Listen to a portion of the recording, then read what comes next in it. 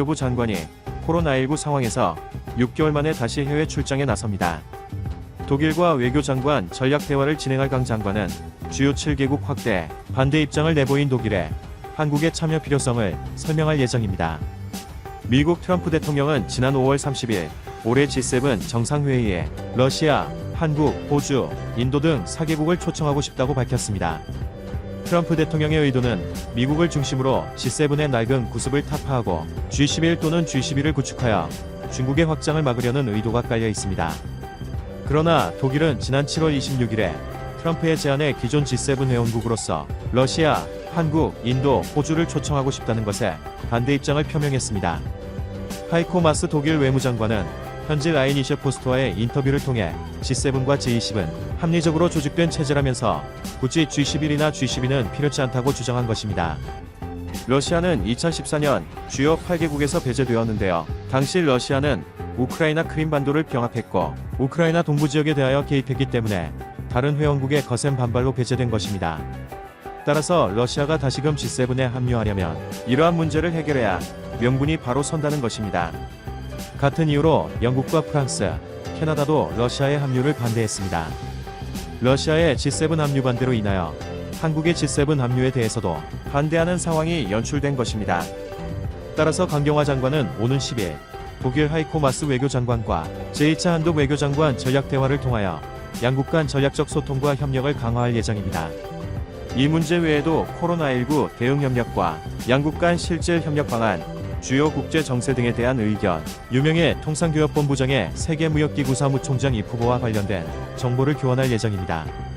실제로 한국과 독일은 교역 규모가 280억 달러에 달하는데요. 유럽 지역 내에서는 교역 규모가 1위입니다. 그만큼 독일은 경제적으로나 외교적으로 비중이 큰 국가입니다. 그런데 문제는 최근 독일과 미국은 여러 가지 분야에서 엇갈리는 양상을 띠고 있습니다. 미국과 독일이 서로 갈등을 보이는 부분은 다음과 같습니다. 첫째, 미국은 5G 장비에 있어서 중국의 화웨이 장비를 폐지할 것을 요구했는데요. 독일 도이치텔레콤은 5G 구축을 위해 화웨이와 에릭슨을 장비 공급사로 선정했습니다. 두 번째, 미국은 러시아 본토에서 독일로 천연가스를 직접 보내는 노드스트림2 사업에 대하여 엄중 경고하는 의사를 밝혔습니다. 특히 미국 테드 크루즈 공화당 상원 의원 등 3명은 독일 무크란 지역에 항구 운영자의 서한을 보내 노드스트림2 사업에 물자를 제공할 경우 미국의 심각한 제재를 받을 수 있다고 으름장을 보냈습니다. 독일 무크란 항구는 노드스트림2 사업에 관여하는 선박들의 핵심 직결지이기 때문입니다. 미국은 노드스트림2 사업이 유럽 에너지 안보와 미국의 국가 안보에 중대한 위협이라고 강조했습니다. 그러나 독일 메르켈 총리는 미국의 노드스트림2 제재와 관련해 법에 대한 우리 이해와 부합하지 않는다고 밝혔습니다. 그러면서 미국의 압박으로 인해 사업이 일부 지체될 수 있지만 노드스트림2 사업은 계속 추진하는 것이 옳다고 주장했습니다.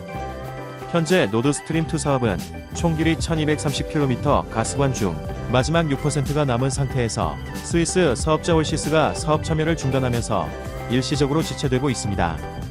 스위스의 올시스는 미국의 제재가 시작되자 건설 활동을 중단한 것입니다. 세 번째, 주동 미군의 감축과 관련하여 갈등하고 있습니다. 도널드 트럼프 대통령은 5,600명을 유럽에 재배치하고 6,400명을 미국에 복귀시키는 등 모두 11,900명의 주동 미군을 감축하겠다고 밝혔습니다. 특히 트럼프 대통령은 독일은 부자 나라이다. 그들은 방위비를 더 내야 한다. 그들은 우리의 수십억 달러, 북대서양조약기구 나토의 수십억 달러를 빚지고 있다. 왜 우리가 다른 나라를 지켜주고 돈을 받지 못해야 하냐고 반문했습니다. 또 지난 5일에는 독일은 미국 군대로 거액을 벌고 있다. 우리 군대 주변에 도시를 세우고 있다. 우리는 우리가 먼저 부자가 되게 할 것이라고 밝혔습니다. 그러면서 독일은 러시아와 손잡고 노드스트림2 프로젝트를 추진하고 있는데 우리는 러시아로부터 독일을 지켜주게 돼 있다. 그건 괜찮다. 하지만 독일이 에너지 비용으로 러시아에게 수십억 달러를 주고 있는데 이건 대체 다 뭐냐라면서 독일을 비난했습니다. 한편 독일 국민들의 주동 미군 감축에 대하여 설문조사를 했는데요. 유고부 단체의 결과에 따르면 응답자의 47%가 주동 미군 감축에 대하여 찬성했습니다. 반면에 미군의 현상 유지를 지지하는 응답자는 28%였으며 주동 미군을 더욱 증강하기를 원하는 응답자는 4%였습니다. 이와 같이 크게 세 가지 분야에서 미국과 갈등하고 있는 독일은 한국의 처지와 상당히 비슷한 부분이 많습니다.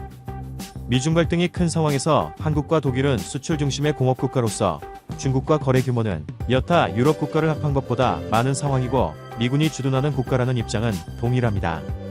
따라서 서로 동병상련의 입장으로서 이해할 수 있는 부분이 많습니다. 이러한 배경과 상황 속에서 우리 강경화 외교부 장관이 어떤 식으로 대화가 전개하여 어떤 결과를 도출할 수 있을지 매우 기대가 큰 시점입니다. 한편 일본은 아시아 지역에 있어서 G7 국가로서 일본이 유일한 국가여야 한다는 주장을 했었는데요. 그러면서 한국의 G7 정상회의에 참여를 반대했었습니다. 따라서 이번 한독 전략 대화를 통해 G7 정상회의 참여에 대한 지지와 WTO 사무총장에 대한 한국 지지를 이끌어낸다면 향후 국제관계에서 한국은 새로운 위상을 가질 수 있을 것이며 기존 G7 정상회의의 기득권을 유지하길 바라는 일본에게 더 이상 그들만의 G7이 될 수는 없을 것입니다. 또한 굳이 지지를 이끌어내지 못한다고 하더라도 한국은 자신만의 길을 굳건히 걸어가면 될 것입니다. 끝으로 세계 각국의 2분기 경제 성장률이 발표된 가운데 미국 상무부는 2분기 국내 총생산 성장률이 전분기 대비 마이너스 32.9%를 기록했고 독일은 마이너스 34.7%를 기록했습니다. 일본 역시 마이너스 20에서 마이너스 40%를 기록할 예정입니다. 그런 반면 한국은 2분기에 마이너스 12.7%를 기록해 다른 국가들에 비해 선방했다는 평가를 받고 있습니다. 이상으로 제2차 한독 전략 대화를 위한 배경과 과제에 대하여 알아보았습니다. 강경화 외교부 장관이 이번 대화를 통해 한독의 협력이 더욱 돈독해지길 바라며 아울러 한국의 위상도 향상되길 응원합니다. 시청해 5단계로 격상했다. 신종 코로나 바이러스 감염증 재확산세를 막기 위해서다. 음식점 등에서는 오후 9시부터 다음날 오전 5시까지 포장, 배달 주문만 가능하다. 프랜차이즈형 커피 전문점은 영업시간과 무관하게 포장, 배달 주문만 허용된다. 이외 실내 체육시설과 학원 등도 운영이 중단되며 경제 전반에 대한 타격이 불가피할 전망이다. 정부는 30일부터 사회적 거리두기를 2.5단계로 격상하고 바로 시행에 돌입했다. 코로나19 재확산세로 소비 심리가 크게 꺾인 가운데 정부의 이 같은 조치는 자영업자들의 어려움을 가중시킬 전망이다. 이는 비단 자영업자들에게만 국한되는 것이 아니다. 이들에게 물품과 서비스를 공급하는 중간거래업자들도 연쇄 타격을 받을 수밖에 없다. 이번 조치로 전문가들은 서비스업 생산 감소가 불가피할 것이라 전망한다. 제조업 등에서도 일부 영향을 받을 수 있다는 게 이들 의견이다. 소비와 생산이 동시에 타격을 입으면서 고용 급감도 우려된다. 특히 서비스업을 중심으로 임시, 일용직이 크게 줄어들 수 있다. 뿐만 아니라 신규 일자리, 상용직도 흔들릴 가능성이 있다. 지난 3, 4월 코로나가 국내에 첫 창궐할 당시 지표를 보면 서비스업 생산은 1년 전과 비교해 3월 5.0%, 4월 6.1%, 5월 4.0% 각각 줄었다. 제조업을 포함한 광공업 생산은 3월에는 7.7% 늘었으나 4월과 5월에는 각각 5.0%와 9.8% 감소했다. 취업자 수는 3월, 4월, 5월 등 대폭 감소했다. 일각에선 이번 충격이 지난 3월보단 덜할 것이란 전망도 있다. 주원 현대경제연구원 경제연구실장은 처음 코로나19가 확산했을 땐 심리적 공황이 너무 컸기에 소비가 크게 위축됐다면서도 이번에는 내성이 생겼고 비대면 소비 비중이 높아져 지표 하락 폭이 그 당시보단 크지 않을 것이라고 분석했다. 3단계로 격상된다면 경제 전반이 빈익에 빠질 것으로 전망된다. 3단계는 필수적인 사회, 경제 활동 외 모든 활동을 원칙적으로 금지하고 있기 때문이다. KB증권은 사회적 거리두기 3단계가 2주간 수도권에서 시행되면 연간 성장률이 0.4%포인트 하락할 것으로 내다봤다. 3단계 조치가 전국으로 확대되면 성장률은 0.8%포인트 내려갈 것으로 예상했다. 점심 직후 찾은 A카페에는 광화문 직장인들이 쉬는 주말 일요일임을 감안해도 평소 매장을 가득 채우던 사람들을 아예 찾아볼 수 없었다.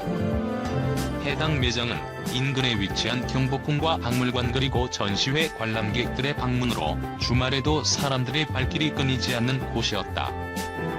이 때문에 평소 5에서 6명이 근무하던 것과 달리 출근 인원도 절반가량으로 줄어든 모습이었다.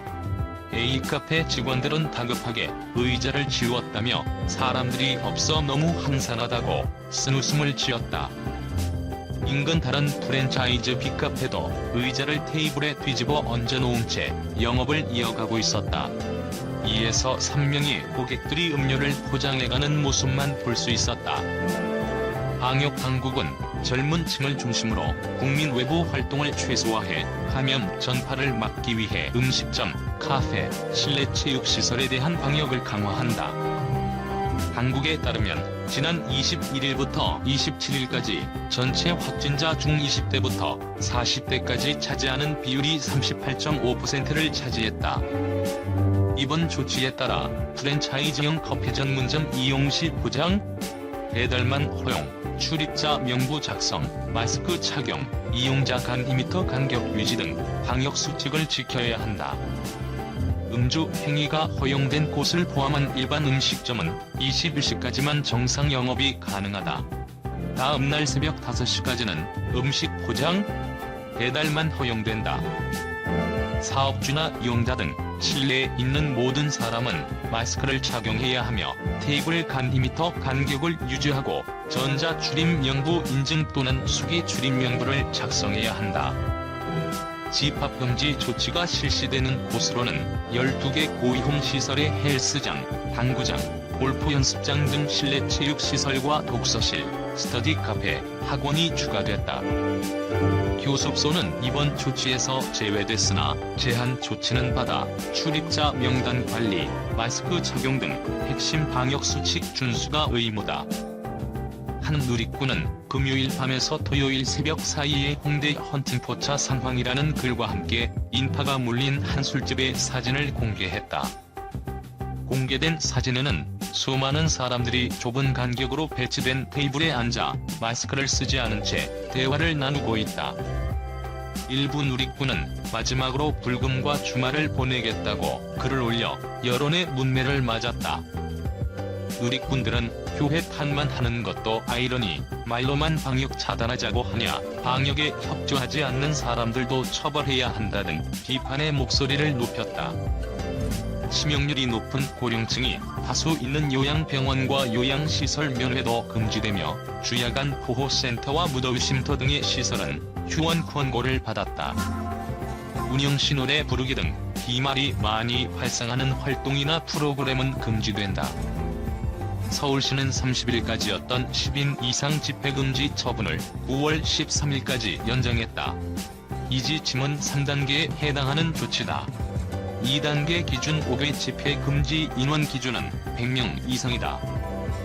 한편 29일 0시 기준 국내 신종 코로나 바이러스 감염증 확진자는 전날 대비 323명 늘어 19,400명이다. 이중 지역 발생은 308명이며 서울 124명, 경기 100명,